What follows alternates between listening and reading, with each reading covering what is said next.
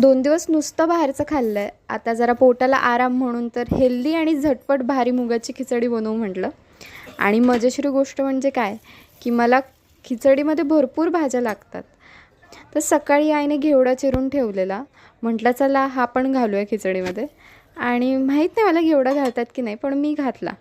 तर मस्त तुपातली लसणाची फोडणी पण दिली आहे मी. मस्त सरसरीत मुगाची तडकावाली खिचडी रेडी आहे. तर मला प्लेटिंग करताना मी एक रेफरन्स घेतलेला, मी तुम्हाला पुढे दाखवेलच तो. तर त्या रेफरन्सनुसार माझं काही झालं नाही, कारण की मी जो तडका आहे तो मी पूर्ण खिचडीमध्ये टाकून दिला, प्लेटिंगसाठी ठेवलाच नाही. तर असं वेगळीच दिसते माझी खिचडी. मी कढईमधून चमच्याने काढून काढून तो तडका थोडाफार मी त्या खिचडीवरती चिटकवला आहे फक्त. तर म्हणतात ना, सूरत नाही सीरत देखो. तर प्लीज माझ्या खिचडीची तुम्ही सूरत बघू नका, सीरत बघा. तर मग अशा प्रकारे मी काकडी दहीची कोशिंबीरसोबत एन्जॉय केली आहे.